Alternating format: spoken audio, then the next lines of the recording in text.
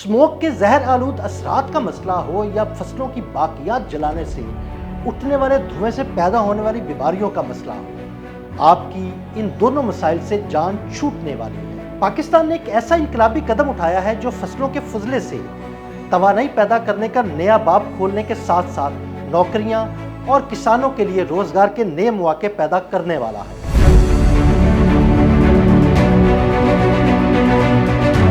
ज़राई फुजला, कचरा या कीमती खजाना। पाकिस्तान में काबिल तजदीद तवानाई के शोबे में एक ऐसा मंसूबा सामने आ रहा है जो ज़राई फजले को महज कचरा समझने की बजाय उसे एक कीमती तवानाई के वसीले में तब्दील करने की कोशिश कर रहा है। बरतानिया के ताउन से शुरू किए जाने वाले सेफर प्लस प्रोजेक्ट के तहत पाकिस्तान में मुल्क का पहला मुकम्मल पैमाने पर ज़राई फजले से ईंधन तैयार करने वाला नुमाइशी प्लांट कायम करने की तैयारी की जा रही है। इस मंसूबे की क़यादत नॉर्थम्ब्रिया यूनिवर्सिटी कर रही है, जबकि इसके लिए 12,50,000 पाउंड की माली मुआवनत भी हासिल हुई है।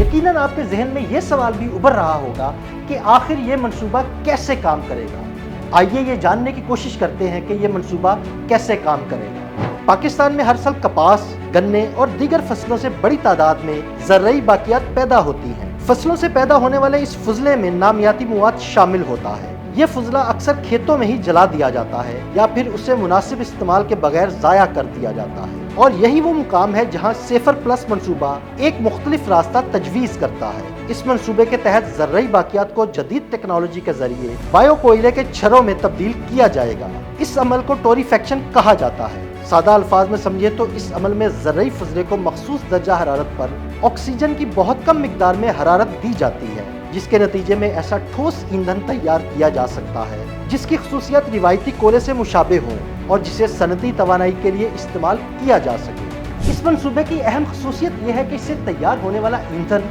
सनतों में भी इस्तेमाल किया जा सकेगा। जिस ज़राई फजले को आज किसान के लिए एक मसला समझा जाता है, वही मुस्तकबिल में फैक्ट्री के लिए ईंधन बन सकता है। मंसूबे की मालूमात के मुताबिक इस बायोफ्यूल की लागत दरामदशुदा कोयले के मुकाबले में तकरीबन 40 से 50% तक कम हो सकती है। इसका एक और अहम फायदा यह है कि मौजूदा सनती बॉयलर्स में बड़े पैमाने पर तब्दीलियां करने की जरूरत भी पेश नहीं आएगी, यानी सनतों के लिए यह मुंतकली निस्बत आसान और कम लागत हो सकती है।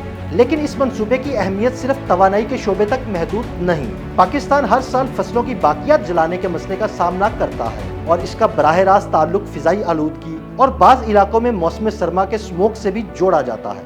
अगर किसानों के पास फसलों के फजले को जलाने की बजाय उसे फरोख्त करने का एक काबिल अमल रास्ता मौजूद हो तो सूरत हाल यकसर तब्दील हो सकती है। यानी जो फजला आज खेत में धुआं पैदा कर रहा है, कल वही फजला किसी फैक्ट्री के बॉयलर को तवानाई फराहम कर सकता है। यहाँ एक और अहम पहलू सामने आता है और वो है मुल्की मुईशत। इस मंसूबे के मुल्की मुईशत पर क्या असरात मुरतब होंगे, आइए इस पर एक नज़र डालते हैं।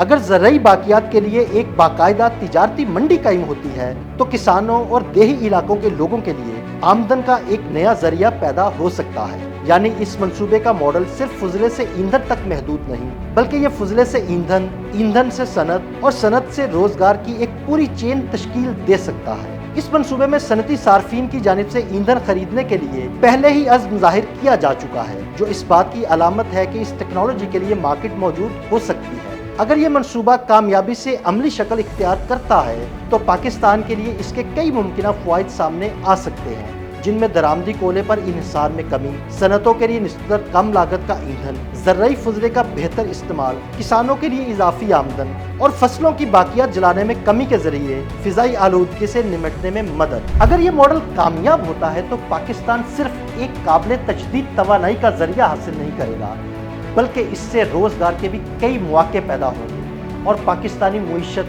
मुस्तहकम होगी।